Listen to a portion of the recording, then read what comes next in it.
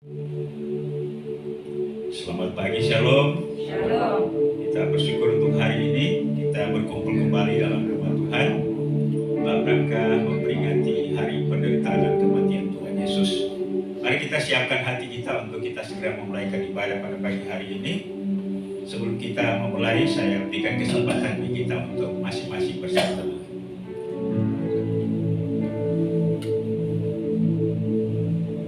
Ketika itu hari sudah kira-kira jam 12, lalu kegelapan meliputi seluruh daerah itu sampai jam 3. Sebab matahari tidak bersinar dan tabir bait suci terbelah dua. Lalu Yesus berseru dengan suara nyaring, "Ya Bapa, ke dalam tangan-Mu serahkan nyawaku." Dan sesudah berkata demikian, Ia menyerahkan nyawanya. Kita siapkan pujian, katakan sejauh timur dari barat. Kembali kami pada pagi hari ini ya Tuhan, bersama-sama menghampiri takhta anugerah-Mu, bersama-sama dengan seluruh orang kudus di muka bumi. Kami memperingati hari penderitaan dan kematian Yesus. Kami mohon biarlah ibadah kami hari ini sungguh-sungguh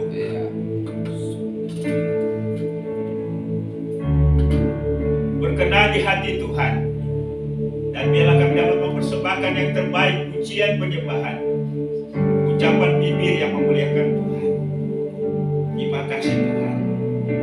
Segala kepujian, kehormatan, kemuliaan hanya bagi nama-Mu.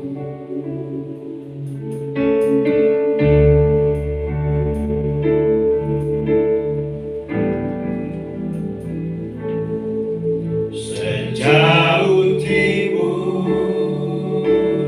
dari barat, Engkau membuang dosaku.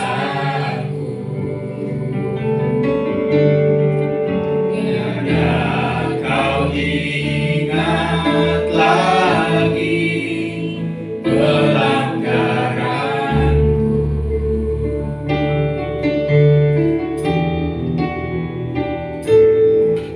Jauh ke dalam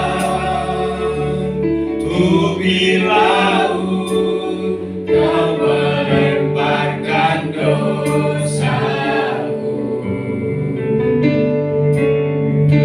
Tiada Kau perhitungkan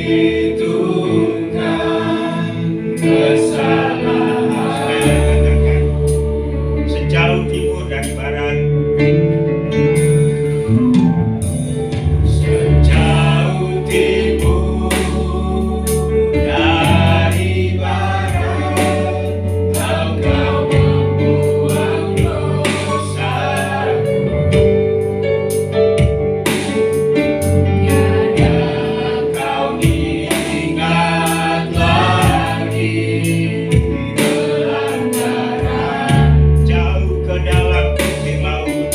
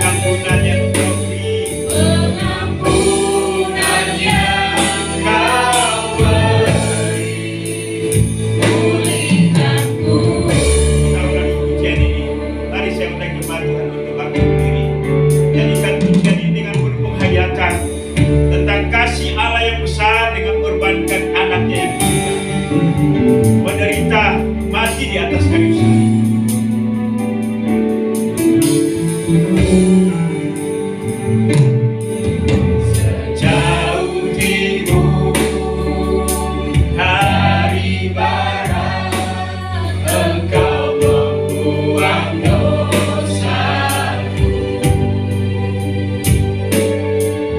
Tiada kau ingat lagi pelanggaran.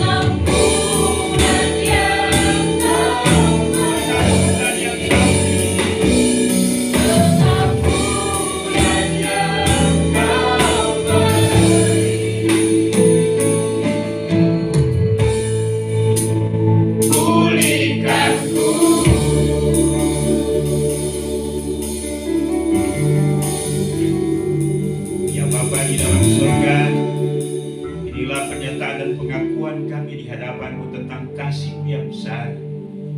Karena kasih-Mu yang besar, maka Engkau mengorbankan putra-Mu yang tunggal, menderita dan mati di atas kayu salib. Kematian yang menghinakan, kematian yang amat sangat menderita. Pagi ini kembali kami selaku umat ketebus-Mu datang hadir takhta anugerah-Mu seraya menyatakan ucapan syukur kami. Terima kasih kami, kebanggaan kami, pujian penyembahan kami kepadamu. Inilah kami pada pagi hari ini. Terimalah kami dengan apa yang kami bawa untuk kami persembahkan kepadamu. Mohon urapan atas setiap hamba-hamba-Mu yang ada di altar ini. Apapun bagian pelayanan yang kami lakukan, biarlah kami melakukannya sebagai tanda pengabdian kami kepada Tuhan. Dan biarlah melalui ibadah hari ini Tuhan dimuliakan dan setiap kami diberkati. Ibadah perayaan memperingati hari penderitaan dan kematian Kristus pada pagi hari ini kami alaskan hanya di dalam nama Allah Bapa, Allah Anak, dan di dalam persekutuan Roh Kudus. Haleluya, sama-sama kita katakan. Amin.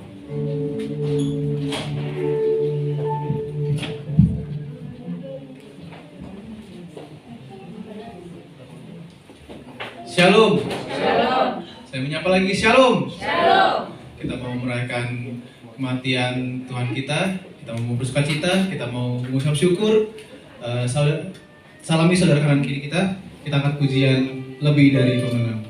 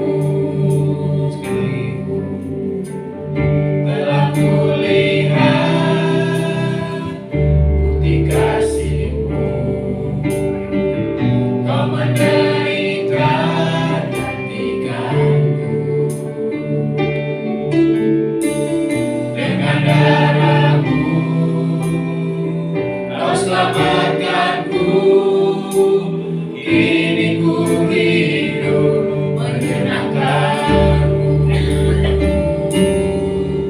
Terlalu besar kasih-Mu Bapa, pengorbanan yang Kau berikan bagiku. Terlalu mahal darah-Mu Yesus, tercurah untuk menebus hidupku. Kita mau buktikan lagu itu dari lagi. Saya mau Bapak Ibu untuk boleh berdiri, kita perlu disebut lagi. Telah kulihat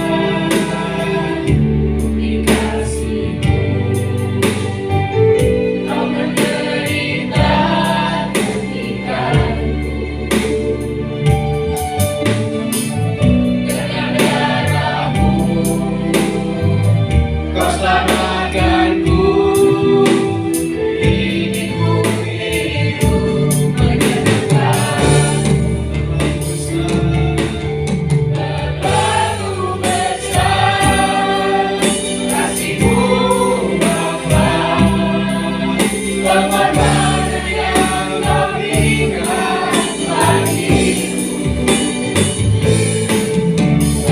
Terlalu mahal darah-Mu Yesus, tercurah untuk menebus hidupku.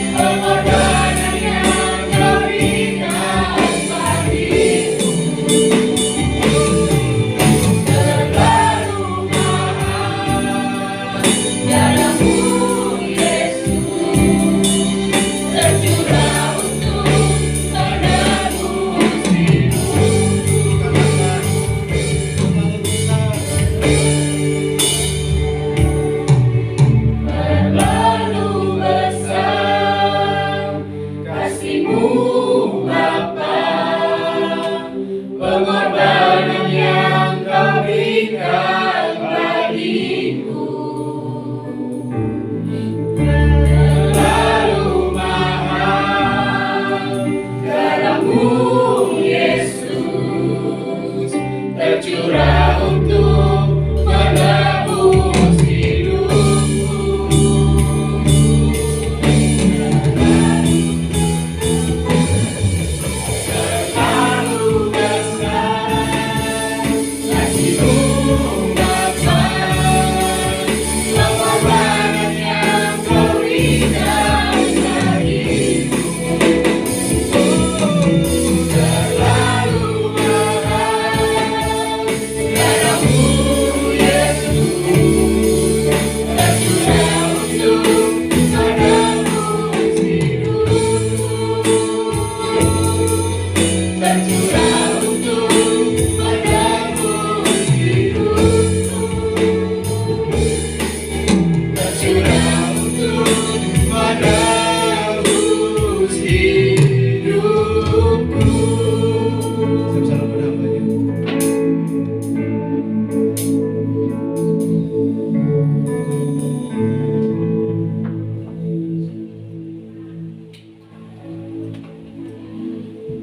Kami berterima kasih untuk kasih-Mu ya Tuhan. Dan bukti daripada kasih-Mu ialah Engkau mengorbankan anak-Mu Yesus Kristus Tuhan dan Juru Selamat kami menderita mati di atas kayu salib. Terima kasih pada momentum perenungan kami, peringatan, penghayatan kami bersama-sama tentang peristiwa kayu salib. Kami dapat menyatakan pujian kami, lagu-lagu kami yang merupakan ekspresi dan ungkapan hati dan kesadaran kami tentang apa yang Kau lakukan bagi kami. Tuhan, terima semua itu menjadi kesukaan bagi-Mu dan terus mendorong kami untuk terus bertumbuh dalam pengenalan akan Tuhan. Proses perubahan hidup kami dari hari ke hari untuk menjadi serupa dengan Kristus Tuhan dan Juru Selamat kami. Terima kasih Tuhan. Kami juga akan merenungkan bersama firman-Mu. Karena itu Tuhan, tolong kami supaya perenungan kami pada hari ini dapat berdampak bagi perubahan dan pertumbuhan iman rohani kami. Bicara kepada kami Tuhan, karena kami siap untuk mendengar. Hanya di dalam nama Yesus Tuhan dan Juru Selamat kami, firman yang hidup, kami sudah berdoa kepada Bapa di surga. Haleluya. Amin. Baik, pilih Tuhan, silakan duduk. Bapak Ibu sekalian, Yesus telah mengorbankan segalanya bagi kita. Tapi kita selalu gagal dalam memenuhi kerinduannya, supaya kita hidup sesuai dengan keinginannya. Baik, hari ini di seluruh belahan dunia ini memperingati peristiwa yang agung, peristiwa yang mulia, peristiwa yang dilakukan hanya satu kali, yang mengubahkan setiap pribadi dari orang jahat menjadi orang baik.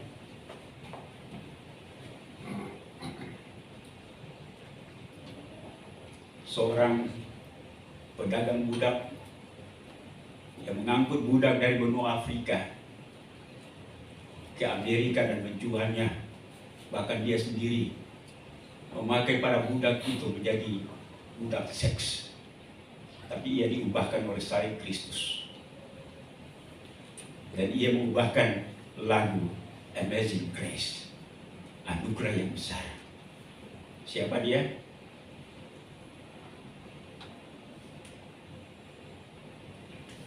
Siapa pengubah lagu Amazing Grace? Masih ingat? John Newton?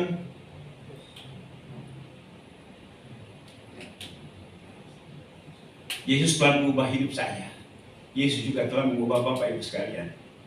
Amin. Tidak ada seorang pun yang dapat berkenan kepada Allah kalau tidak melalui salib Kristus. Dunia boleh berpikir bahwa agama bisa mengubah mereka menjadi lebih baik. Peradaban modern bisa mengubah manusia lebih baik. Tapi Alkitab katakan bahwa hanya salib Kristus yang dapat mengubahkan kita. Baik, firman Tuhan pada pagi hari ini terambil dalam Ibrani pasal 12. Kita akan baca ayat yang pertama sampai dengan ayat yang keempat. Dan setelah itu, dua ayat berikutnya yang menopang atau mendukung firman Tuhan ini, yaitu dalam Roma pasal 15. Pertama Korintus pasal 15, dan kemudian nanti Roma pasal 6 ayat 6 dan 8. Ibrani pasal 12.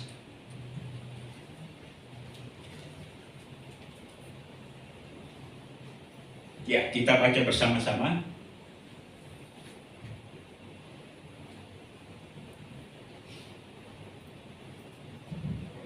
Ibrani pasal 12 ayat 1 sampai dengan ayat yang keempat.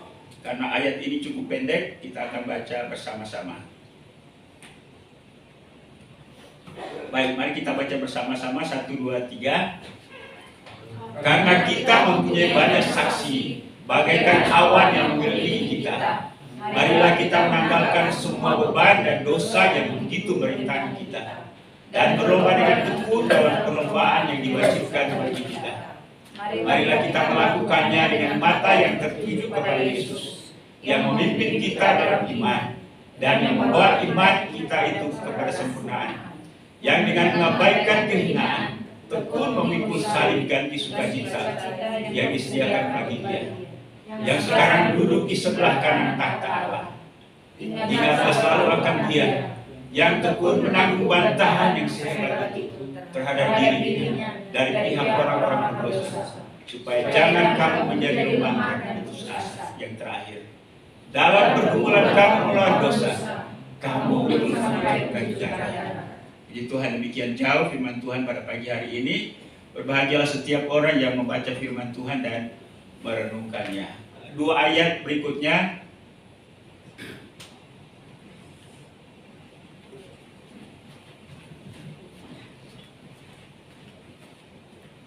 Ya, kita baca bersama-sama sekali lagi. 1, 2, 3. 1, 2, 3. Hai orang bodoh, apa yang kau sendiri taburkan tidak akan tumbuh dan hidup kalau ia tidak mati.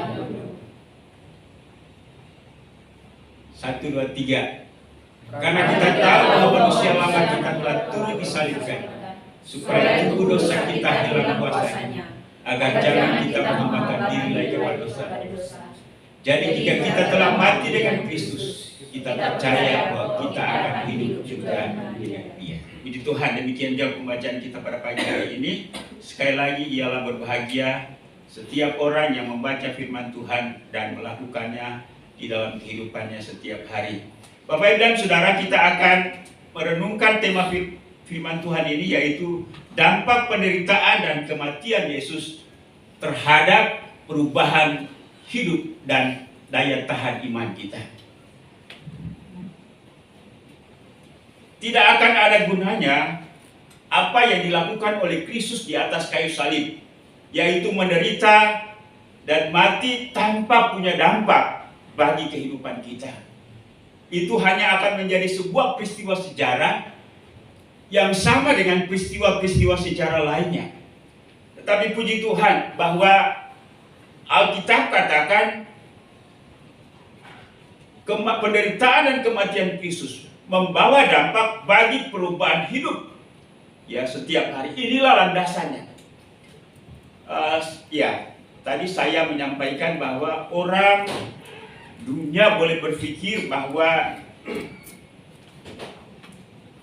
pendidikan tinggi, agama, pelajaran tentang nilai-nilai etika dan moralitas dapat mengubah hidup seseorang. Tetapi Alkitab katakan bahwa upaya manusia untuk menjadikan itu sebagai standar akan sia-sia. Yang mengubahkan hidup manusia, sekali lagi, hanyalah Kristus melalui penderitaan dan kematiannya di atas kayu salib. Bapak Ibu dan Saudara kekasih dalam Yesus Kristus, bagian firman Tuhan yang kita baca tadi dalam Ibrani pasal 12 adalah disampaikan kepada orang-orang Kristen yang berasal dari Israel atau Ibrani, ya, yang berdiaspora di beberapa tempat. Jadi kondisi mereka atau keadaan hidup mereka sehari-hari, mereka memperoleh tekanan dalam lingkungan mereka, lingkungan sosial, bahkan juga memperoleh ancaman dari situasi politik yang mereka hadapi pada waktu itu. Ya, kita tahu bahwa dalam sejarah perkembangan kekristenan, Kristen muncul itu bukan dalam suasana politik yang aman-aman, yang baik-baik, di mana hak asasi manusia, baik secara individu maupun kelompok, terjamin. Walaupun hari-hari ini mungkin kita orang-orang Kristen mendapat tekanan, persekusi, ya, kalau ibadah dilarang untuk ibadah dan lain-lain sebagainya. Tetapi saya katakan pada kita sekarang ialah bahwa tidak separah ketika gereja mula-mula mulai muncul. Kita tahu ya seorang yang namanya Saulus, yang pada akhirnya ia bertobat, ia sendiri merupakan penganiaya dan pembunuh orang-orang Kristen. Bahkan Stefanus yang dirajam dengan batu sampai mati. Saulus yang kemudian jadi Paulus itu hadir dan menyaksikan peristiwa yang sangat mengerikan itu. Itulah situasi yang dihadapi oleh orang-orang Kristen Ibrani. Karena itu penulis kitab Ibrani menyampaikan firman Tuhan ini atau pesan ini kepada mereka. Tentunya ialah bahwa dalam keadaan demikian, mereka harus memilih antara murni mengikuti iman mereka kepada Yesus ataupun mencoba untuk kompromi, menyesuaikan, menyelaraskan hidup sesuai dengan keadaan mereka. Ya. Melalui firman Tuhan ini, penulis kitab Ibrani ini menandaskan kepada mereka supaya mereka betul-betul hidup murni di dalam Kristus. Dan landasan daripada kekuatan iman mereka, landasan perubahan hidup mereka, sekali lagi, pada penderitaan dan kematian Kristus. Itu yang kita baca di dalam kitab Korintus dan juga kitab Roma tadi. Nah, sekali lagi, ada sebuah pertanyaan yang penting bagi setiap kita adalah, apa yang harus kita lakukan supaya penderitaan dan kematian Tuhan Yesus memberi dampak bagi perubahan hidup kita, dan kita tetap memiliki daya tahan. Ya, iman kita tetap bertahan dalam situasi sulit. Mari kita melihat bagian yang pertama. Ayat pertama Ibrani ini berkata, karena itu kita mempunyai banyak saksi, bagaikan awan yang mengelilingi kita. Marilah kita menanggalkan semua beban dan dosa yang begitu merintangi kita, dan berlomba dengan tekun dalam perlombaan yang diwajibkan. Hal yang pertama yang menjadi tanggung jawab kita, yang harus lakukan, yang merupakan respons kita terhadap salib Kristus, terhadap Kristus yang menderita, terhadap Kristus yang mati, yaitu menanggalkan semua beban dan dosa. Ya, memang ada para penulis atau menggabungkan dua hal ini, yaitu menanggalkan semua beban dan dosa. Dosa itu juga dianggap sebagai beban. Tetapi dalam bahasa aslinya di sana itu ada kata dan, memang ya. Menanggalkan semua beban dan dosa, ya. Beban dan itu kai, ya, dosa. Jadi memang dipisahkan. Ada dosa dan beban. Kita memiliki banyak pada posisi mana? Memiliki banyak dosa atau memiliki banyak beban? Sama. Dua-duanya.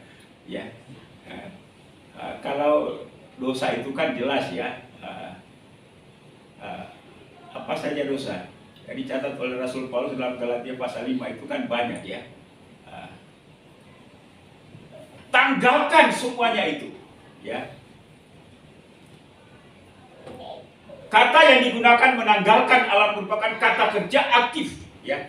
Walaupun sekali lagi bahwa pengorbanan Kristus, penderitaan dan pengorbanan Kristus adalah merupakan dasar utama dalam perubahan hidup kita, tetapi pada bagian kita, ya, ada tanggung jawab kita. Ya, makanya kita kadang-kadang sering mendengar ucapan, kita lakukan bagian kita dan Tuhan juga akan melakukan bagiannya. Ya, ini pernyataan, ya. Kita harus melakukan bagian kita dan Tuhan melakukan bagiannya. Tuhan memberikan jalan, Tuhan memberikan peluang. Tinggal bagaimana kita menggunakan fasilitas yang Tuhan siapkan bagi kita. Ya.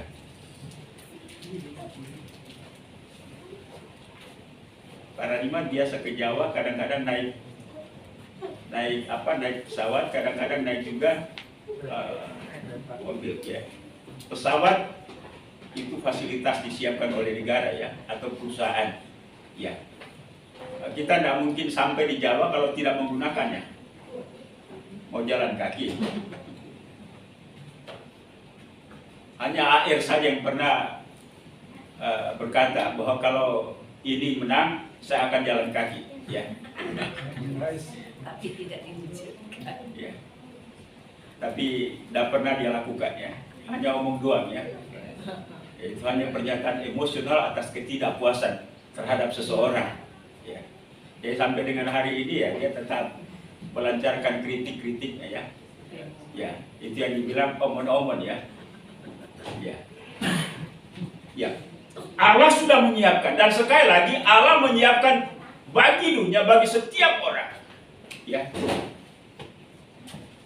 Bapak dan Saudara, sekali lagi bahwa perlu tanggapan manusia, perlu sikap dari kita, perlu tindakan kita, yaitu menanggalkan semua beban dan dosa dengan melandaskan itu pada karya salib Kristus. Karena yang Allah perhitungkan kebaikan perubahan hidup yang baik dan benar adalah melalui pengorbanan Kristus, bukan karena melalui moralitas yang coba diupayakan oleh manusia, bukan melalui agama, bukan melalui pendidikan tinggi, tetapi melalui salib Kristus. Karena itu, kebenaran dan kebaikan yang manusia capai, yang Allah perhitungkan, hanya di dalam Kristus. Karena itu saya sering berkata bahwa ketika Kristus disalib, kita mengimaninya, kita menerima Dia sebagai Tuhan dan Juru Selamat, maka kita berada di balik Kristus, berada bersama dengan Kristus, berada di dalam Kristus, dan Allah melihat kebaikan Kristus, ya, dan kita ada di dalam kebaikan Kristus itu. Amin. Bukan kebaikan karena agama, bukan kebaikan karena upaya manusia, lalu kemudian menafikan, mengenyampingkan, melepaskan mengabaikan, membuang salib Kristus. Bapak Ibu dan Saudara kekasih dalam Yesus Kristus, contoh yang paling nyata yang dijelaskan oleh Alkitab kepada kita ya, tentang bagaimana sikap menanggalkan dosa, melawan dosa. Ya, sosok yang paling saya kagumi dari dulu itu Yusuf. Ya, Daud boleh terkenal, boleh populer, ya dengan mazmur-mazmur, dengan tindakan-tindakan yang disertai oleh Tuhan. Tapi Daud juga gagal dalam masalah dosa. Ya. Tetapi Yusuf, apa yang dilakukan oleh Yusuf? Ya, dia mengambil langkah 1000. Dia menanggalkan. Ya, biasanya kalau ada sesuatu yang menarik, apapun menurut manusia menarik, sulit untuk kita melepaskan mata, bukan? Ya, Pak Agus kalau lewat cewek cantik bisa tutup mata enggak? Nggak bisa. Masih normal. Makanya ini gara-gara cewek jatuh.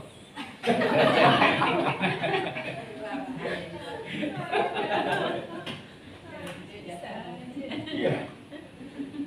Lihat sesuatu yang enak. Ya, ibu-ibu kalau jalan di mall itu lihat sesuatu yang menarik, Berhenti.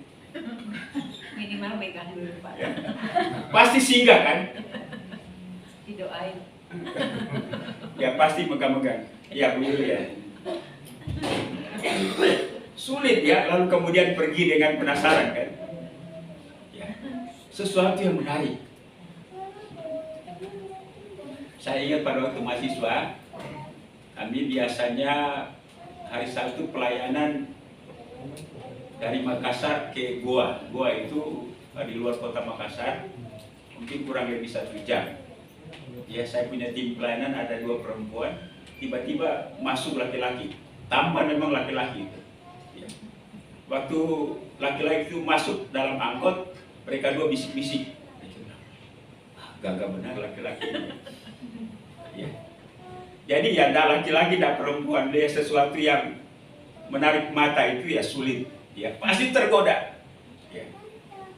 Tapi Yusuf ketika dia lihat perempuan itu ya memang tiap hari juga ya, tapi dia sanggup untuk bisa menahan diri. Mengapa? Karena dia ingat Tuhan. Lalu dia berkata, mana mungkin saya melakukan dosa yang besar. Bapak Ibu dan Saudara, perlu sikap radikal, perlu sikap yang tegas terhadap sesuatu yang menarik. Kalau itu akan membawa kita kepada bencana dosa. Orang jatuh dalam dosa itu bencana bukan? Atau manusiawi? Kadang kita menganggapnya sebagai manusiawi, tapi sekali lagi itu masalah bencana. Yang kedua, masalah beban. Ya,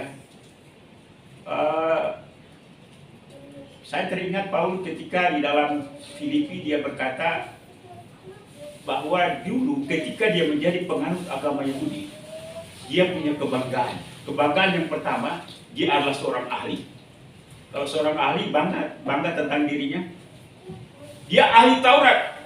Kemudian dia melakukan hukum Taurat itu lebih daripada teman-teman yang lain. Dia adalah dari suku Benyamin, ya itu ada kebanggaannya. Di dunia ini ada satu ras yang membanggakan dirinya yang disebut dengan ras apa itu? Aryan ya.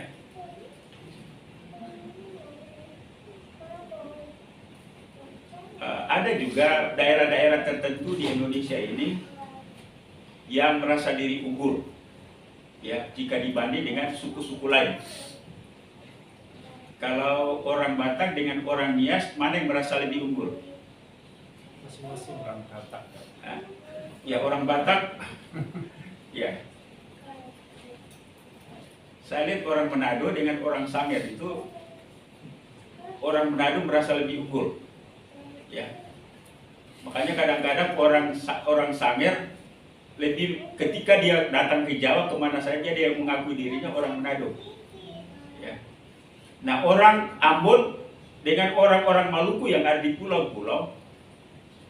Orang Ambon yang tinggal di Ambon merasa dirinya lebih unggul, ya. Lalu kemudian orang yang tinggal di pulau-pulau itu ya karena pulau-pulau biasa terpencil kan, lalu menganggap dia biasa ditanya kamu dari mana? Saya dari Ambon, padahal dia dari Kei atau dia dari Ternate, ya. Ada kebanggaan-kebanggaan karena daerah, ya. Paulus merasa bangga. Dan hal-hal yang seperti ini yang dia katakan setelah dia berada dalam Kristus, dia menanggalkan semuanya itu. Lalu kemudian mengutamakan yang paling penting, yaitu Kristus. Karena itu, Paulus melepaskan semuanya itu dengan berkata, aku melupakan apa yang telah di belakangku dan mengerahkan perhatian kepada apa yang di depanku dan berlari kepada tujuan untuk memperoleh hadiah, yaitu panggilan surgawi di dalam Kristus Yesus. Bapak Ibu dan Saudara, apa yang menjadi beban kita dalam hidup ini? Ya, mungkin kita tidak menganggapnya itu sebagai beban. Kadang-kadang ya kebanggaan terhadap sesuatu, bukan?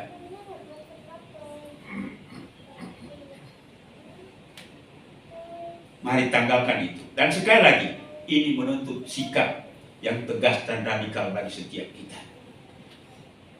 Yang kedua, marilah kita melakukannya dengan mata yang tertuju kepada Yesus. Bapak Ibu dan Saudara kekasih dalam Yesus Kristus. Bagian yang kedua, ya, marilah kita melakukannya dengan mata yang tertuju kepada Yesus. Kita tahu bahwa Yesus adalah Tuhan dan Juru Selamat kita. Di luar Dia, kita tidak mungkin dapat bersekutu dengan Allah. Kita tidak mungkin dapat mencapai surga. Kita tidak mungkin dapat mencapai kehidupan yang benar, ya, sesuai dengan standar atau ukuran Allah. Karena itu penulis kitab Ibrani lebih banyak menjelaskan tentang keimamatan Yesus. Dalam perjanjian lama, sekali lagi orang Israel tidak mungkin dapat bersekutu dengan Tuhan. Tidak mungkin dapat berdoa kepada Tuhan kalau tidak melalui seorang perantara, yaitu imam. Ya. Ketika mereka berdosa, mereka membutuhkan seorang imam karena mereka tidak bisa langsung berdoa kepada Allah sama seperti kita pada hari ini. Mereka harus melalui imam dan harus ada, ya, yang dikorbankan sebagai korban penghapus dosa. Minimal burung merpati, ya.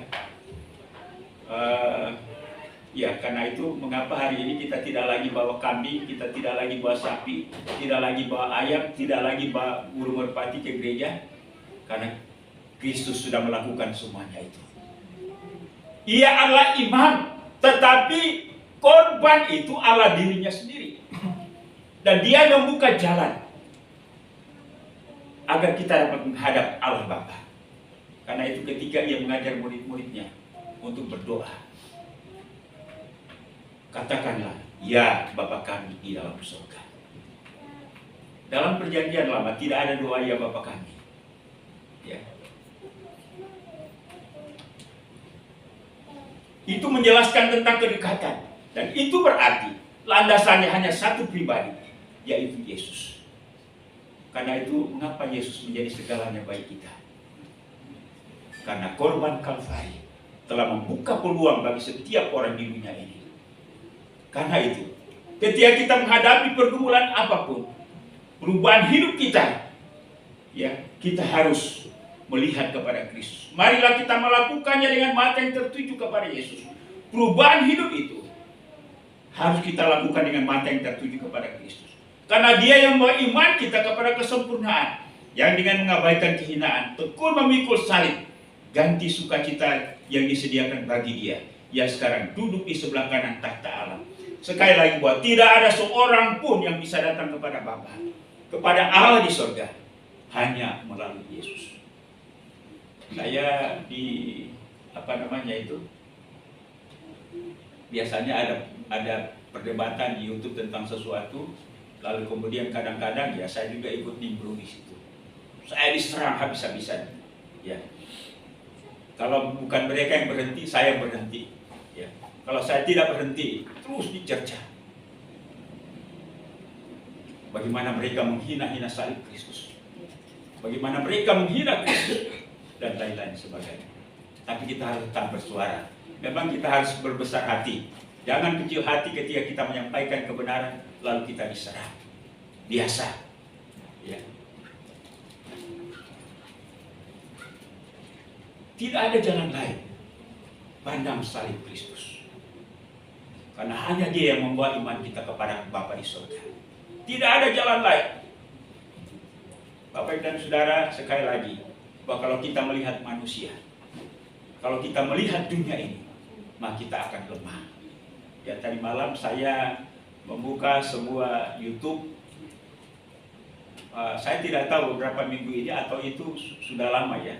Jadi ada seorang pengkhotbah yang sangat digemari oleh masyarakat Indonesia. Dia katakan bahwa Tuhan orang Kristen dan Tuhan agama B sama.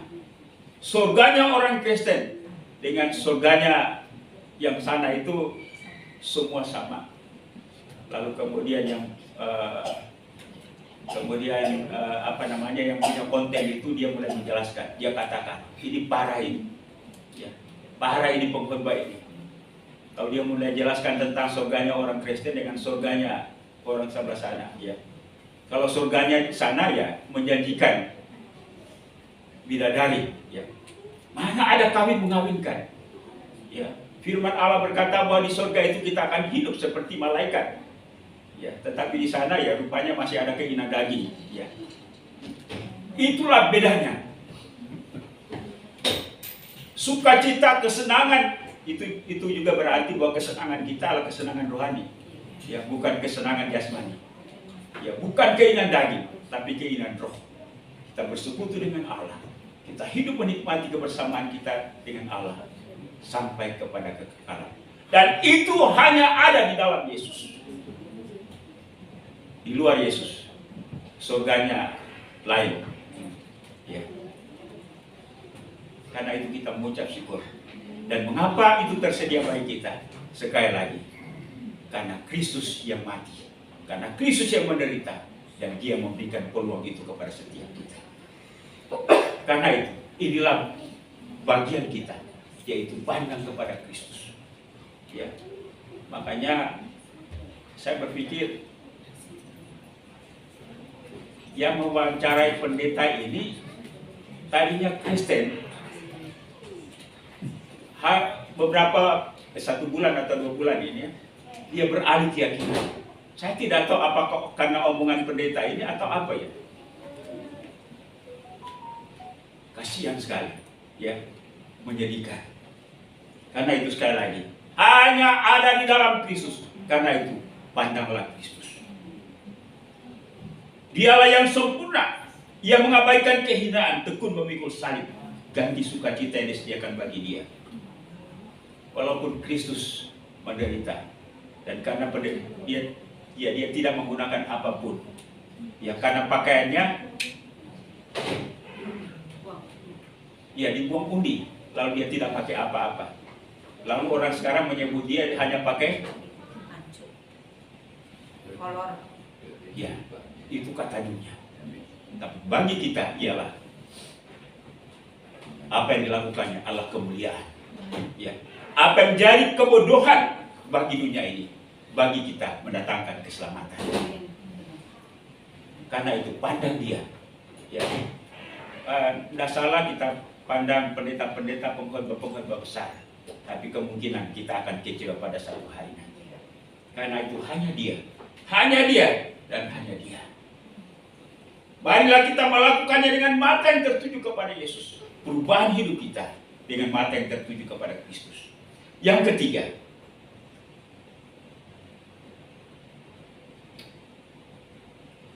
ingatlah selalu akan Dia yang tekun menanggung bantahan. Kata tekun di sini menjelaskan tentang sebuah keadaan yang terus-menerus dalam keadaan apapun, dalam keadaan baik-baik saja, dalam keadaan tidak baik-baik saja, maupun juga dalam keadaan yang paling sulit sekalipun. Dia tetap komitmen dengan sikap hidupnya yang benar. Dia tetap setia melakukannya. Ya. Ingatlah selalu akan Dia yang tekun menanggung bantahan, yang sehebat itu terhadap dirinya dari pihak orang-orang berdosa. Siapa pihak orang-orang berdosa ini? Apakah itu saya? Apakah itu Bapak Ibu? Kita semua. Tuhan tetap baik bagi setiap kita. Walaupun kita tidak baik. Ya. Kita berada dalam keadaan baik-baik ketika hati kita baik. Kita mood.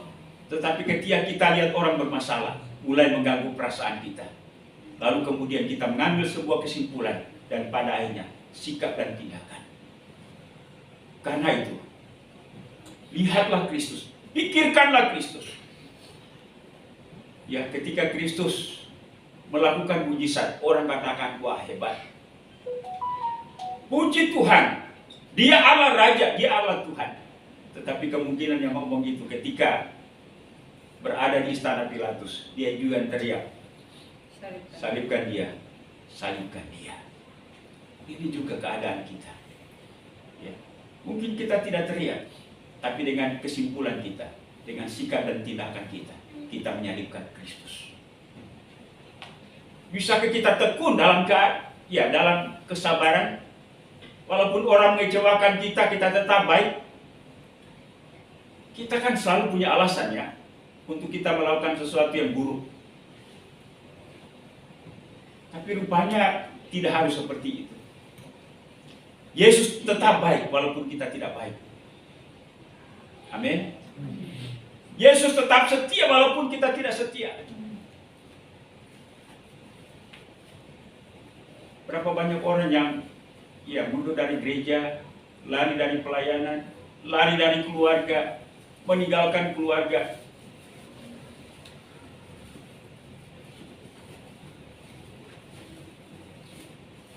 Ada kadang-kadang pasangan suami istri bermasalah, istri atau suami pergi tidur di kantor, atau istri lari ke keluarga. Ya saya dengan Ibu Lia kayaknya belum pernah, kalau kami ada bermasalah berbeda, belum pernah sampai dengan hari ini lari ke rumah ya. Saya bilang seperti apapun masalah kita selesaikan. Untuk 1-2 jam saling dia masing-masing, ya tidak apa-apa. Tapi jangan orang lain tahu. Ya. Amin Bapak Ibu. Ya. Kita harus selesaikan. Saya juga ajar anak-anak gitu. Kalau ada masalah di rumah jangan dibawa keluar. Kita selesaikan. Kalian mau marah apapun, papi mau semarah apapun, mami mau semarah apapun, kami tidak mungkin membenci kalian. Jangan lari keluar, jangan cari teman. Ya, kita harus selesaikan. Kita harus tetap setia, walaupun batin kita jam ini, hari ini tidak baik-baik saja. Kita harus berusaha bertahan. Jadi memang perlu tanggung jawab kita. Lihat Kristus. Betapa luar biasanya dia menanggung bertahan terhadap orang-orang berdosa. Memang tidak gampang. Tidak gampang ya Bapak Ibu. Tidak gampang. Tapi kita perlu belajar. Tidak ada yang sempurna di antara kita. Tetapi kita mengucap syukur bahwa ada jam, ada hari, ada waktu di mana Tuhan siapkan sehingga semuanya bisa kembali. Karena itu kalau Bapak Ibu keluarga di rumah masih utuh sampai dengan hari ini, semua karena anugerah Tuhan. Ya saya percaya kalau Bapak Ibu juga masih ada di sini sampai hari ini, semua karena anugerah Tuhan. Karena kalau tidak, kita rawan dengan perpecahan, kita rawan dengan saling meninggalkan, kita rawan dengan saling membenci, kita rawan dengan saling mencelah, kita rawan dengan saling menyalahkan satu dengan yang lain. Tetapi salib itu tetap mempersatukan kita. Amin. Jangan jadikan kebaikan seorang suami menjadi sentral atau pusat. Jangan jadikan kebaikan seorang istri menjadi pusat daripada kebersamaan. Jangan jadikan harta atau uang menjadi kebersamaan kita. Tapi jadikan salib Kristus menjadi pusat dalam hubungan kita. Sebagai suami istri, anak orang tua. Mengapa? Karena dia tekun menanggung bantahan. Dalam keadaan apapun, dia tidak pernah meninggalkan kebenaran dan kebaikannya. Bahkan ia menuntaskannya di atas kayu salib dengan kata tetelestai. Tetelestai itu artinya apa? Sudah selesai, sempurna. Dan mari kita ingat itu. Bahkan penulis kitab Ibrani, dalam Ibrani pasal 12 ayat 4 tadi, bahwa dalam pergumulan apapun, dalam hal melawan dosa, kita belum sampai mencucurkan darah. Kata mencucurkan darah di sini tidak hanya berarti katakan tangan kita kepotong, ataupun ada anggota tubuh kita yang mendapat luka lalu darah tercucur, tidak sekedar itu. Tetapi yang dimaksud dengan mencucurkan darah di sini adalah sampai mati. Ya. Artinya ialah bahwa tetap bersikukuh dengan kebenaran. Mau mati sekalipun, saya siap untuk Kristus. Ya kadang, ya saya dengan ya memang ada laki-laki yang kuat, tapi juga ada sebaliknya perempuan lebih kuat ya dalam menghadapi masalah. Ya saya dengan Ibu Lia kadang-kadang ada masalah, saya kalau ada masalah cenderung diam, ya. Tapi kalau perempuan ini berpikir gimana kalau begini, gimana kalau begini ya. Nah itu buat saya panik juga kan. Makanya saya diam. Saya coba memikirkan apa yang dialami oleh Kristus, apa yang dialami oleh orang-orang kudus, hamba-hamba Tuhan yang ada dalam perjanjian baru, perjanjian lama, ketika mereka mengalami masalah. Ya. Sekali lagi, ketika kita menghadapi masalah, lalu kemudian memikirkan masalah itu, kita bisa ribut, kita bisa berantem, kita bisa saling meninggalkan. Tetapi ya ada hal-hal tertentu yang saya perlu ingat, yang diajarkan oleh Alkitab. Bagaimana ketika kita menghadapi masalah, kita harus diam. Memang sulit ya untuk kita menghadapi masalah. Lalu kita mulai berpikir, gimana kalau begini, gimana kalau begini. Kita panik dan lain-lain sebagainya. Tetapi sepanik-paniknya, sebesar apapun masalah yang kita hadapi, toh sampai hari ini kita masih ada, bukan? Toh masalah yang pernah kita khawatirkan bisa terlewati, bukan? Itu yang saya coba tanam dalam hati saya, dalam pikiran saya. Ada hal tertentu yang karena kondisi sehari-hari ini, saya hubungkan bagaimana dengan 1 tahun ke depan, 2 tahun ke depan, 2 bulan ke depan. Gimana kalau begini? Itu bisa panik. Mari coba kita ingat Kristus. Bagaimana Kristus menanggung bantahan yang sedemikian hebat itu. Dan ia tetap bersikukuh dengan tujuan hidupnya, yaitu harus menderita dan mati di atas kayu salib. Ia tidak menyimpang. Dan ia juga tidak bersungut-sungut. Ia juga tidak mengutuki mereka yang menyalibkan dia. Bahkan mendoakan mereka, ya Bapa, ampunilah mereka, karena mereka tidak tahu apa yang mereka perbuat. Saya selalu berkata, kalau Kristus hidup, kalau Kristus bisa, maka kita pun bisa. Mengapa? Kristus membuat bisa, bukan hanya untuk dirinya sendiri, tetapi untuk setiap orang yang percaya kepadanya. Saya selalu berkata bahwa Kristus merintis jalan bagi setiap kita. Apa yang tidak kita bisa, apa yang tidak bisa dilakukan oleh manusia, apa yang tidak bisa dihadapi oleh manusia, kalau Kristus bisa menghadapinya dan kita ada di dalam dia, maka kita pun juga bisa menghadapi dan melewatinya. Tetap bertekun dalam iman. Bertekun dalam iman artinya tetap benar, tetap setia, tetap melakukan kebaikan, berpikir benar, berasa benar, bereaksi benar. Dan itu akan menolong kita tetap kuat dalam hidup kita. Amin Bapak Ibu. Kalau kita memikirkan manusia, saya pernah berkata, kalau bukan Tuhan, dia adalah saya. Kalau saya benar hari ini, bukan karena saya, tapi karena Tuhan. Karena itu, bagaimana supaya kita bisa mengalami perubahan hari demi hari dan kita tetap kuat di dalam Tuhan? Mari kita menanggalkan dosa dan beban kita. Yang kedua, mari kita melakukannya itu dengan mata tertuju kepada Kristus, karena Dia yang memimpin kita kepada kebenaran sejati, kepada Allah yang benar. Dan yang ketiga, marilah kita mengingat Dia selalu. Kalau kita disakiti, ingatlah Yesus. Kalau kita dipersekusi, ingatlah Yesus. Kalau kita diperlakukan tidak adil, ingatlah Yesus. Bisa Bapak Ibu? Sulit untuk menjawab ya. Tapi mari kita berkata, Tuhan, saya tidak bisa. Tapi Engkau bisa. Dan Engkau bisa membuat saya bisa untuk melewatinya. Amin. Ya, kadang-kadang kita hidup suami istri walaupun sudah puluhan tahun, masih ada membuat kita penasaran, bukan? Ya.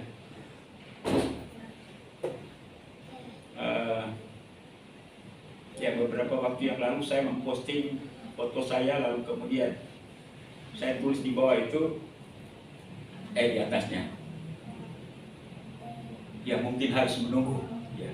Lalu orang mulai komentar, tunggu apa ini Pak Pendeta? Ya. Ada yang berkata, tinggalkan saja Pak Pendeta. Ya. Cari tempat yang lain. Ya. Macam-macam. Ya, karena mereka tidak tahu maksud saya di situ kan. Mereka hanya menafsir kata rupanya saya harus menunggu kan. Macam-macam interpretasi. Ya. Saya rasa bahwa memang kita semua menunggu, bukan? Hidup itu adalah menunggu. Ya.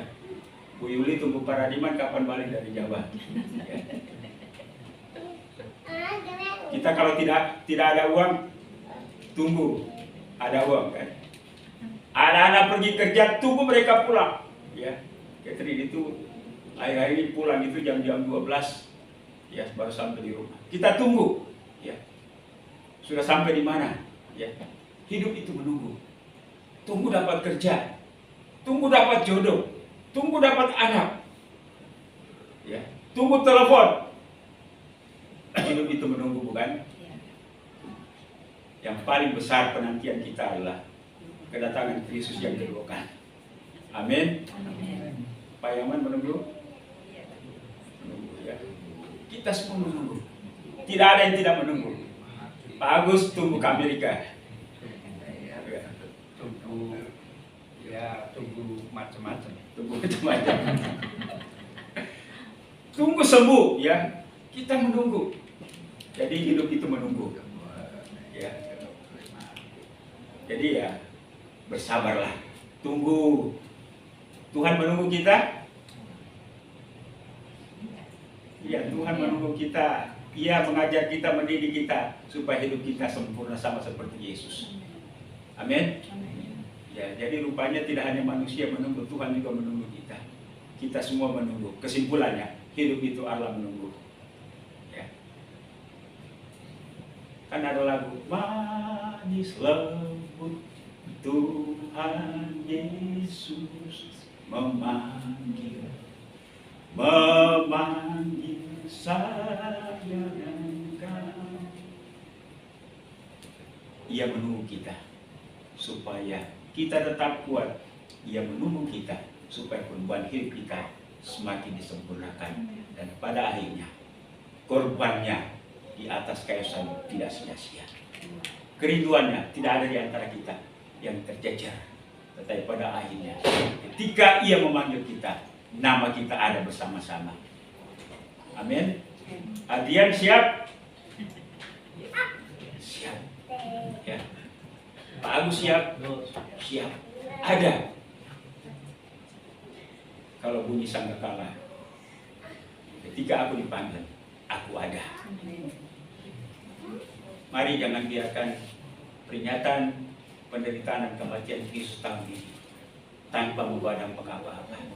Karena itu tanggalkan dosa, tanggalkan beban, pandang Dia, dan ingatlah Dia selalu yang begitu luar biasa menanggung segala bantahan dan penderitaan. Kita kadang-kadang bermasalah sepele, kita sudah hati lain, kita sudah tidak mau ini, tidak mau itu lagi, ya, tidak mau melayani, tidak mau ke gereja, tidak mau sapa. Anak-anak, Ibu Lia kadang-kadang kalau bermasalah dengan saya tidak mau makan, ya, tapi saya tetap makan.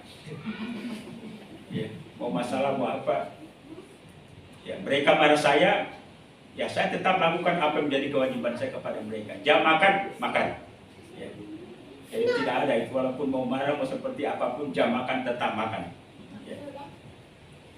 Amin. Ya, jangan tinggalkan meja makan. Ya, yang saya ingin katakan bahwa Tuhan Yesus baik.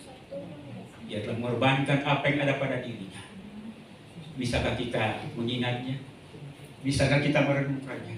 Bisakah kita mengikuti contoh dan teladannya? Kalau ia bisa, kita pun juga bisa. Biarlah Tuhan memberkati kita sekalian. Haleluya. Amin. Mari kita berdoa. Bapa di surga, kami mengucap syukur dan berterima kasih pada hari ini. Dalam momentum memperingati penderitaan dan kematian Kristus bagi kami, hari ini kami boleh merenungkan firman-Mu. Ada bagian dan tanggung jawab yang harus kami lakukan sebagai respon positif kami terhadap penderitaan dan kematian-Mu. Yaitu kami harus dengan sikap tegas menanggalkan semua beban dan dosa kami yang begitu merintangi kami. Dalam menghadapi segala pergumulan kami harus memandang kepada Kristus, bukan kepada manusia, bukan kepada figur tertentu atau situasi baik. Karena Yesus yang memimpin kami kepada kesempurnaan iman itu. Dia yang membuka jalan bagi kami untuk dapat berjumpa dengan Bapa di surga. Kami harus merenungkan dan mengingat Dia yang begitu luar biasa menanggung bantahan yang sedemikian rupa terhadap setiap orang-orang berdosa. Tuhan, tolong kami. Kami ingin katakan bahwa kami tidak bisa, tapi Engkau bisa. Kalau Engkau bisa, Engkau telah merintis jalan bagi kami agar kami bisa. Dan apa yang mustahil bagi manusia, bagi Allah tidak ada yang mustahil. Karena itu segala kelemahan kami, segala dosa kami, segala tabiat kami yang menghalangi kami, Tuhan tolong kami supaya kami dapat dibebaskan dari semuanya itu. Dan dengan sukacita kami mau mengikuti kehidupan Kristus. Hari ini kami akan makan minum perjamuan kudus sebagai tanda di mana kami bersekutu dalam penderitaan dan kematian. Bahwa kami tidak hanya diberikan anugerah keselamatan, dipanggil untuk diselamatkan, tetapi dalam menjalani hidup yang penuh dengan tantangan dan bahaya ini, kami juga siap untuk menderita bagi Kristus. Sehidangan yang disimbolkan dengan perjamuan kudus, karena itu berikan makna dan pengertian yang dalam bagi kami, supaya kami dapat menjalaninya dengan sukacita. Terpujilah nama-Mu Bapa, dalam nama Tuhan Yesus kami berdoa dan mengucap syukur. Haleluya. Amin. Baik, kita akan makan minum perjamuan kudus dan kita menyiapkan pujian dalam nyanyian Kemenangan Iman nomor 48. Tercurah darah Tuhan Yesus, mencurah darahnya.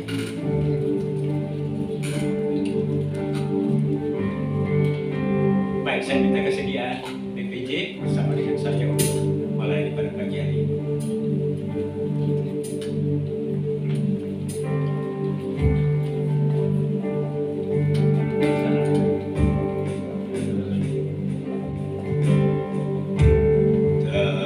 Tercurah darah Tuhanku di bukit Golgota,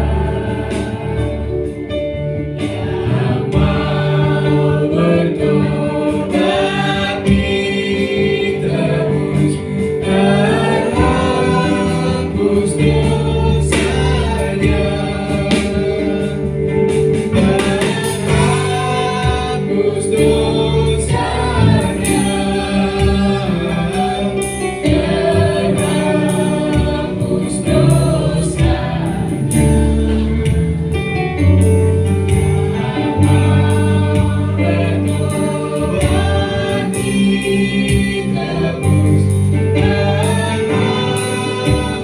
You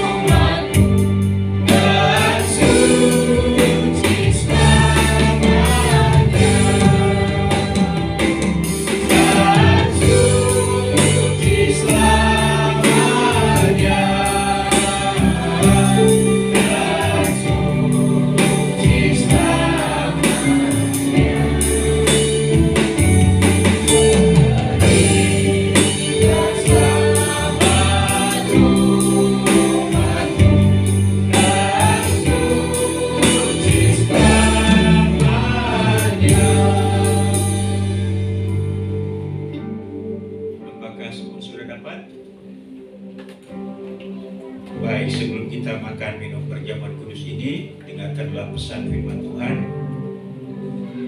Jadi barang siapa dengan cara yang tidak layak makan roti atau minum cawan Tuhan, ia berdosa terhadap tubuh dan darah Tuhan.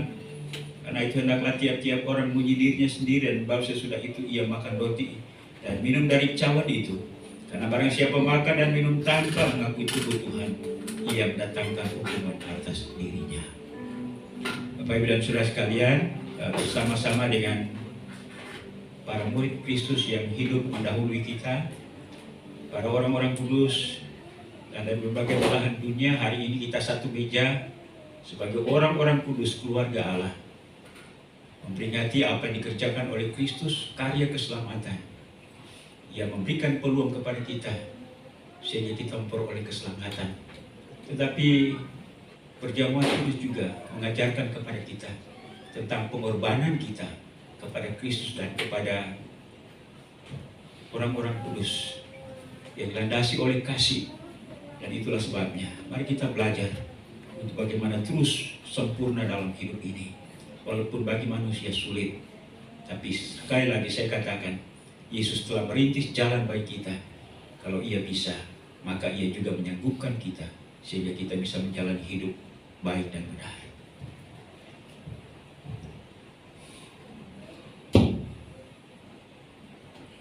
Baik, sebelum kita makan minum perjamuan kudus ini, saya berikan kepada kita untuk masing-masing bersaat teduh, berdoa kepada Tuhan, minta kepada Tuhan untuk meneguhkan iman kita, supaya kita menjalani hidup ini sesuai dengan pimpinan dan pertolongannya. Kita semakin diubahkan dari hari ke hari, dan kita semakin teguh dalam iman kita kepada Dia.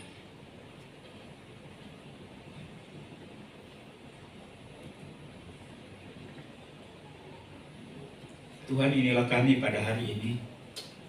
Kami kembali sehidangan bersama-sama dengan seluruh orang kudus di muka bumi, bahkan dalam segala abad. Kami mengenang akan kematian Tuhan kami. Ia berkorban karena kami. Ia mati bagi kami, agar memberikan kehidupan kepada kami. Hidup dalam kebenaran, hidup dalam kebaikan. Sebagaimana ia hidup, demikian pun juga kami hidup untuk menyukakan Bapa di surga. Juga bagi Bapak Ibu yang sakit, gunakan waktu ini, nyatakan imanmu. Tuhan menjamahmu dan menyembuhkanmu.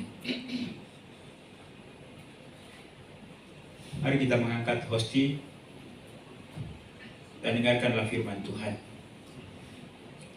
Sebab apa yang telah kuteruskan kepadamu telah aku terima dari Tuhan, yaitu bahwa Tuhan Yesus pada malam waktu ia diserahkan mengambil roti, dan sesudah itu ia mengucap syukur atasnya, ia memecah-mecahkannya dan berkata, inilah tubuhku yang diserahkan bagi kamu. Perbuatlah ini menjadi peringatan akan aku. Mari kita makan bersama-sama.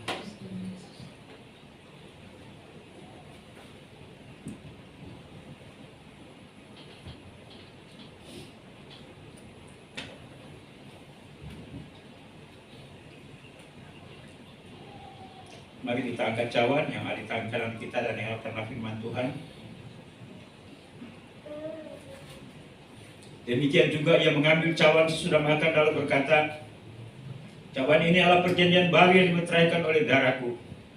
Perbuatlah ini setiap kali kau meminumnya, menjadi peringatan akan aku. Mari kita minum bersama-sama.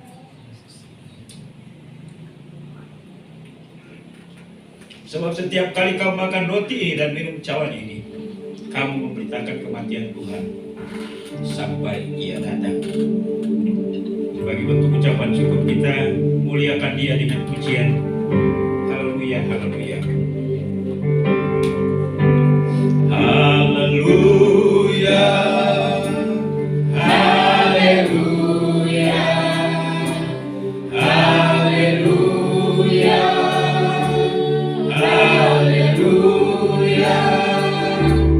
Haleluya. Haleluya. Haleluya. Haleluya.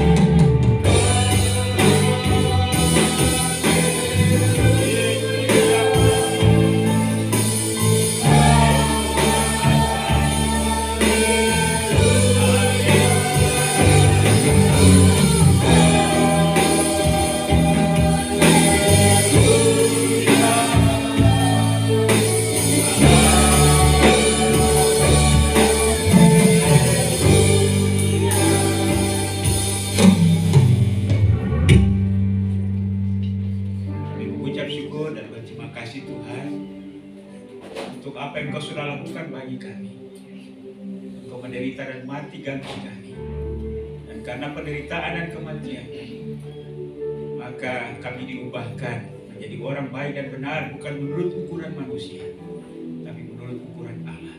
Kebaikan kami ada di dalam Kristus dan kebaikan Kristus ada di dalam kami. Dan Allah melihat kebaikan Kristus berlaku atas setiap kami. Makasih Tuhan, akan kami percaya juga oleh karena bilur-bilur dan kuasa Kristus, penyakit jasmani apapun disembuhkan. Makasih Bapa, buat kami semakin bertumbuh dalam iman kami, buat kami semakin berubah dalam hidup ini, dan buat kami semakin kuat dalam menjalani hidup ini. Kami tidak lari untuk apapun situasi yang kami hadapi, baik dengan orang lain maupun keadaan. Mampukan kami, karena kami tahu Kristus telah membuka jalan bagi setiap kami, agar sebagaimana Ia bisa, kami pun juga bisa. Terima kasih, berkati seluruh jemaat-Mu, dan biarlah nama-Mu dimuliakan. Terpujilah nama-Mu ya Tuhan. Inilah doa syukur kami dalam nama Tuhan Yesus. Haleluya. Amin. Baik, masih tetap berdiri dan bersama-sama dengan seluruh orang kudus di muka bumi dan dalam segala abad, kita menyatakan pengakuan iman kita, yaitu pengakuan iman Rasul. Mari kita nyatakan bersama-sama. 1, 2, 3. Aku percaya kepada Allah, Bapa yang Maha Kuasa, Khalik langit dan bumi, dan kepada Yesus Kristus, Anaknya yang tunggal Tuhan kita, yang dikandung dari Roh Kudus, lahir dari anak darah Maria, yang menderita di bawah pemerintahan Pontius Pilatus, disalibkan, mati dan dikuburkan, turun ke dalam kerajaan maut. Pada hari yang ketiga, bangkit pula dari antara orang mati, naik ke surga, duduk di sebelah kanan Allah, Bapa yang Maha Kuasa, dan akan datang dari sana untuk menghakimi orang yang hidup dan yang mati. Aku percaya kepada Roh Kudus, gereja yang kudus dan am, persekutuan orang kudus, pengampunan dosa, kebangkitan tubuh, dan hidup yang kekal. Amin. Silakan duduk, Tuhan memberkati.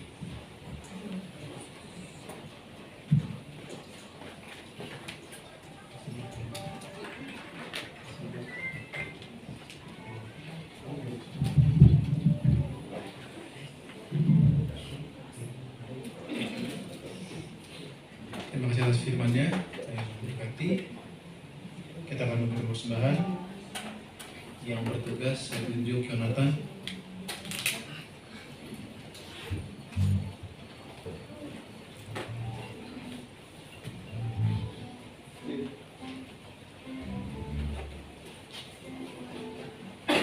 Mari kita bersatu dalam doa. Tuhan yang Maha Agung, Maha Setia, Maha Kuasa, terima kasih Tuhan atas penyertaan-Mu yang kami dapat pagi hari ini. Kami yang bersyukur dan berterima kasih sayang sama kami, masih melayan kami untuk datang ke hadirat pada pagi hari ini. Sekarang kami akan memberikan sedikit dari waktunya Tuhan, Bapak berkati setiap pemberian kami, Bapak tangan-tangan yang memberi ya Tuhan, biarlah apapun yang kami beri ya Tuhan dapat mempermudah pekerjaan-Mu dan memperluas kerajaan-Mu di tengah-tengah ya Bapak. Dalam nama-Mu kami siap memberi. Haleluya, amin. Kita angkat pujian, betapa baiknya Engkau Tuhan.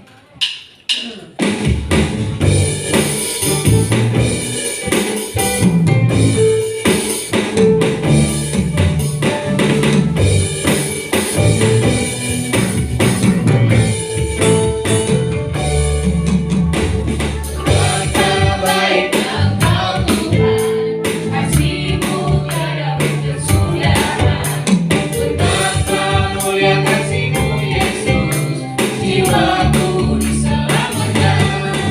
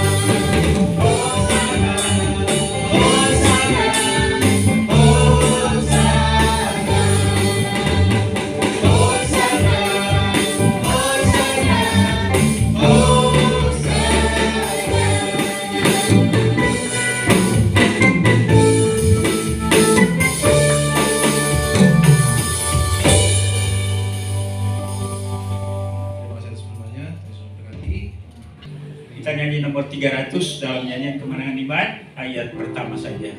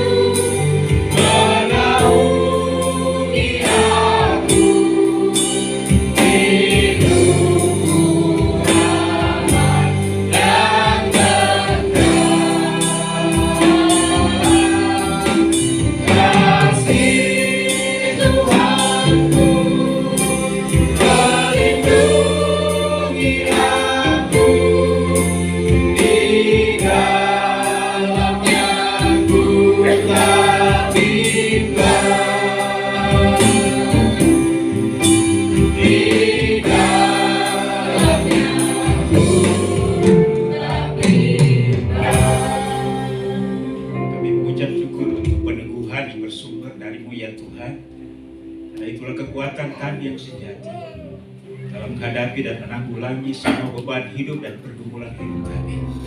Terima kasih kalau Tuhan masih membuat kami tegak berdiri sampai dengan hari ini. Kami tak beralam rangkulan kasih-Mu.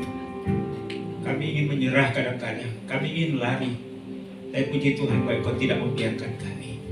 Kau tetap menyatukan kami dalam kasih-Mu, sehingga kami tetap utuh sebagai sebuah keluarga di rumah. Kami tetap ada sebagai anggota jemaat. Kami tetap sebagai anak-anak Allah. Kami sebagai sahabat. Kami tetap setia dalam tanggung jawab yang Tuhan telah berikan kepada kami. Karena itu Tuhan tolong kami. Ajar kami menjadi pribadi-pribadi yang setia sampai pada akhirnya. Terima kasih Bapa untuk berlangsungnya ibadah kami pada hari ini. Tuhan sudah menyertai dari awal sampai saat ini. Dialah Tuhan ditinggikan, diagungkan, dimuliakan. Percaya bahwa Tuhan telah menerima semua pujian, penyembahan, bahkan persembahan kami, pelayanan kami pada hari ini. Kami juga berdoa kiranya Tuhan tetap teguhkan firman-Mu. Biarlah firman-Mu akan bawa pulang, kami renungkan dan kami melakukannya dalam hidup kami setiap saat. Berkati juga semua hamba-hamba yang Tuhan sudah pakai dalam pelayanan hari ini. Apapun bagian pelayanan yang kami lakukan, kami persembahkan itu untuk kemuliaan Tuhan, demi kebesaran dan kemasyuran nama-Mu. Dan juga memberkati kami semua yang hadir pada hari ini. Juga seluruh jemaat Marturia dalam pertumbuhan iman rohani, ini Tuhan bimbing kami supaya kami semakin hari semakin dewasa dan kami tetap sanggup untuk terus mempertahankan iman kami. Kami setia sampai pada akhirnya. Kami juga berdoa untuk hubungan suami istri, anak orang tua, adik kakak, apa yang Tuhan telah teguhkan dalam hidup kami, biarlah kami menghidupinya. Demikian pun juga Tuhan bagi jemaat Tuhan yang kerja, berkati mereka, apapun yang dikerjakan oleh tangan mereka, yang menghasilkan ekonomi keuangan. Demikian pun juga Tuhan, anak-anak kami yang bersekolah, mari Tuhan Engkau tolong supaya mereka diberi hikmat, akal budi kemampuan, sehingga mereka boleh selesai tepat pada waktunya. Demikian pun juga kalau ada jemaat yang punya pergumulan apapun, kami mohon biarlah Tuhan Engkau tolong. Tuhan jawab sesuai dengan kedaulatan kasih karunia kepada mereka. Kami menopang hamba-Mu Pak Yoyo setelah kecelakaan, pulihkan akibat lututnya yang pecah dan dipasang platina. Ya, kesembuhan dari Allah itu boleh menjadi bagian dalam hidupnya. Berkati para imam dan keluarga yang merawat dan seluruh anggota keluarga yang memberikan perhatian. Juga kami berdoa untuk jemaat yang lemah tubuh yang sakit. Kami terus menopang hamba-Mu Ibu Asyu, Ibu Marta, bahkan Ibu Yuli, bahkan siapapun yang mengalami gangguan kelemahan tubuh. Kami mohon kesembuhan di dalam nama Yesus. Terima kasih keluarga-keluarga yang mengalami perbedaan, masalah. Tuhan tolong ingatkan kasih Kristus yang mereka telah komitmen dalam hal membangun kehidupan berumah tangga, supaya mereka bisa dipulihkan. Anak-anak juga tolong mereka supaya sejalan dengan orang tua, memberkati generasi muda kami, supaya mereka tetap setia dengan Tuhan. Bapa di sorga, kami juga mau berdoa buat kekasih-kekasih kami yang tidak bersama dengan kami karena mereka ada tempat lain, baik yang ada di domestik maupun luar negeri. Pak Koni yang ada di Bogor, Tuhan Engkau memberkati juga bersama dengan anak mantu dan cucu di sana. Kami terus berdoa untuk Ibu Vivi yang ada di Amerika, untuk Alvin, untuk Ine, untuk Tirta, untuk Claudia, untuk Gary, untuk Anggi bersama dengan anak-anak mereka. Tuhan memelihara dan Tuhan berkati. Pak Yosef, Tuhan juga Engkau memberkati mereka di sana. Ingatkan mereka supaya kami tetap saling mendukung di dalam doa. Bahkan apapun yang kami bisa lakukan untuk menolong kami supaya kami tetap bersatu dalam iman kami. Terima kasih Bapa di sorga. Kami juga berdoa untuk masa depan daripada persekutuan kami. Tuhan tolong juga pergumulan kami dengan kelanjutan tempat ibadah. Kami serahkan ke dalam tangan. Engkau Allah kami yang Maha Kuasa. Jangan biarkan kami tawar hati dengan kondisi kami. Karena kami sanggup ketika Tuhan berkenan untuk melakukan semuanya. Maka tidak ada perkara yang mustahil. Kami mendoakan untuk masa depan kebersamaan kami. Ya Tuhan tetap teguhkan kami. Ya Bapa di sorga, kami juga berdoa untuk ibadah pada hari Minggu nanti yang kami akan laksanakan sebagai peringatan hari kemenangan, hari kebangkitan Kristus pada jam 5 pagi. Ingatkan kami Tuhan, tolong jemaat-Mu supaya dengan antusias, semangat dan sukacita kami dapat menghadirinya dan kami boleh bergembira bersama-sama dengan memperingati kemenangan Kristus dari maut. Terima kasih Bapa di sorga. Kami mau berdoa juga untuk gereja-gereja Tuhan yang hari-hari ini memperingati penderitaan dan kematian Yesus. Biarlah perenungan umat-Mu dapat membawa dampak bagi perubahan hidup mereka. Pelayanan-pelayanan firman Tuhan yang dikumandangkan baik secara langsung maupun melalui media. Ya Tuhan Engkau tolong sehingga dapat menjangkau melawat banyak orang. Ada banyak orang yang bertobat, ada banyak orang yang percaya, ada banyak orang yang diteguhkan, ada banyak orang yang diberikan jalan keluar atas masalahnya. Dan nama Tuhan dipuji dan dipermuliakan. Gereja Kemajuan Indonesia dari pusat sampai daerah. Jemaat lokal Tuhan Engkau berkati. Ketua Umum Badan Pengurus Pusat. Demikian pun juga pada aras wilayah, aras daerah, aras jemaat lokal. Tuhan Engkau berkati Gereja Kemajuan Indonesia untuk menjadi alat mewartakan Kristus di seluruh pelosok tanah air Indonesia, bahkan juga di mancanegara. Kami mau berdoa juga Tuhan untuk kerjasama pemimpin-pemimpin gereja. Tuhan Engkau berkati penginjilan yang digalakan, baik secara perorangan, juga melalui wadah-wadah penginjilan, organisasi gereja. Tuhan Engkau memakai semuanya itu, sehingga Injil Kristus dapat disebarluaskan di mana saja di Indonesia ini. Bapa di sorga, kami juga mau berdoa untuk pemerintah bangsa dan negara kami. Berkati Presiden, Wakil Presiden, para Menteri, seluruh kabinet, juga jajaran pemerintahan dan pusat sampai ke daerah, semua lembaga tinggi negara, TNI, Polri. Kerinduan kami supaya bangsa ini tetap aman. Kami juga berdoa secara khusus untuk Kota Bekasi, di mana kami berada. Ya Tuhan tolong wali kota, wakil wali kota, DPRD, Tuhan yang Kau berkati. Karena kesejahteraan kota ini juga menjadi kesejahteraan kami. Terima kasih Bapa di sorga. Kami mengucap syukur untuk berkat-berkat kekurangan yang Tuhan berikan. Kami mengucap syukur dan kami mengapresiasi Tuhan untuk semuanya itu. Dan hari ini kami dapat memberikan persembahan kami. Tuhan Engkau menerima semuanya itu. Dan Tuhan memberkati bagi seluruh jemaat yang sudah memberi dengan sukacita. Inilah doa kami Bapa. Kami sadar sungguh bahwa doa kami jauh dari sempurna. Banyak hal yang berkaitan bahkan dari kebutuhan kami tak tersebut dalam doa ini. Kiranya Kristus Yesus, Imam besar kami, menyempurnakan semuanya.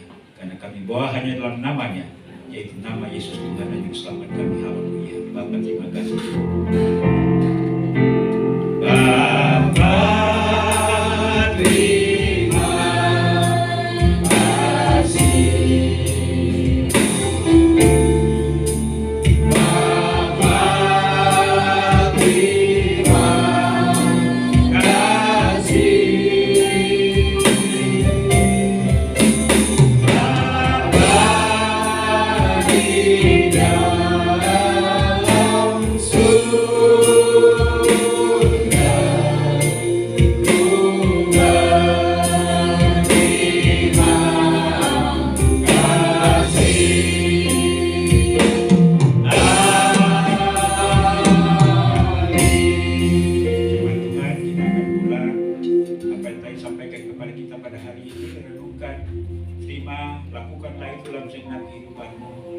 Biarlah kasih karunia daripada Allah Bapa, anugerah dan damai sejahtera dalam nama Tuhan Yesus, serta penghiburan, pimpinan, kasih dan kuasa Roh Kudus menyertai kita hari ini bahkan sampai Maranatha.